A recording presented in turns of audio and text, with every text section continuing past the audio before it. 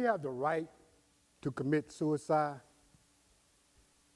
According to the American Foundation for Suicide Prevention, 121 people die every day due to suicide. That's 5 people every 60 minutes and counting. 47 years ago, at the age of 18, 30 days before departing into the United States Navy, a mother solemnly admitted to her son, "Your Uncle Harold is not your real uncle. He's your father." Needless to say, feelings of intense anger, bitterness, and resentment welled up in him. So he asked, "Why wait 18 years to tell me this now?" And she replied, "Why not? You're old enough now to understand." That young man with a very bright future was me. How many of you know sometimes life can make a decision for you? I see your hands. And sometimes that decision can be so crushing, it can leave a deep, dark void in your life and even alter your reality. I was anxious to leave and join the Navy. You see, I thought running away from my pain would lessen it, or perhaps make it go away. But I spent 2.5 years in the Navy dealing with my confusion, anger, betrayal, and yes, depression.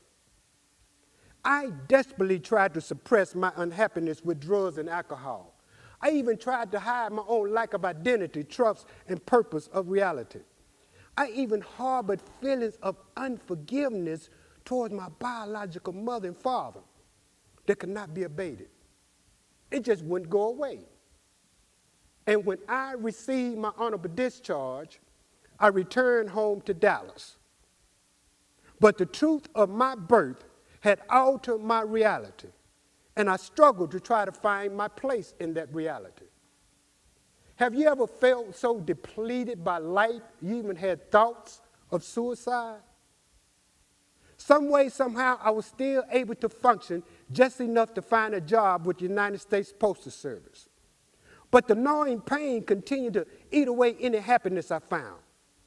I was married for only 2 years, and although I remarried again and it lasted over 30 years, it too became unstable due to emotional turmoil, the lack of trust, communication, commitment, and compromise. Due to my wife and I compulsive spending, consequently, we experienced foreclosed homes and bankruptcy. We began to shut down mentally, physically, and emotionally. We were your typical dysfunctional family. Not only us as parents, but also our children.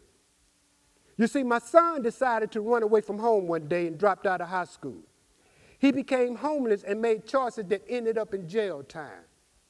Years later, he and his wife got into more serious trouble with the law, and he was sentenced 25 years in prison.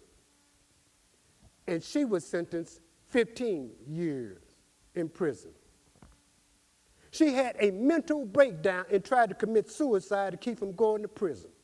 And yet, while she was still in prison, her only child at the sweet age of 23 that had been dealing with peer pressure ever since she was a child committed suicide by hanging herself and leaving a 1-year-old beautiful daughter behind. I literally had no more to give. Life had become unbearable, and I really felt no reason to exist. How many of you today know someone that's dealing with depression and anxiety? I see your hands. Wow. Wow. Have you ever known anyone to commit suicide? Perhaps that person is you, or your mother, or your father, or even your child.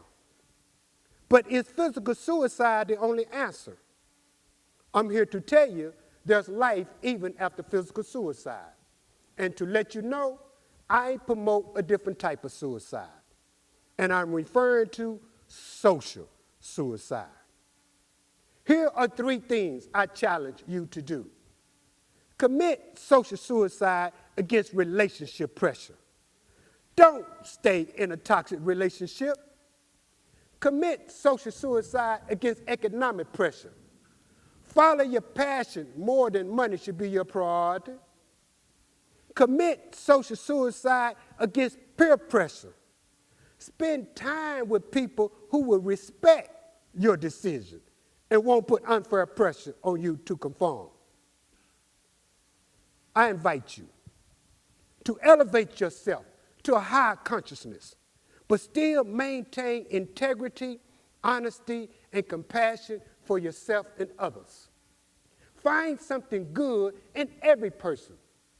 Plant a seed of encouragement and unconditional love in your children, your family, and others in your sphere of influence. Most importantly, learn to appreciate and love yourself. I committed social suicide. I died to social pressure. I died to social economic pressure. I died to social relationship pressure. I died to social negative labels of who I am and what I can become, because I found my passion and my purpose.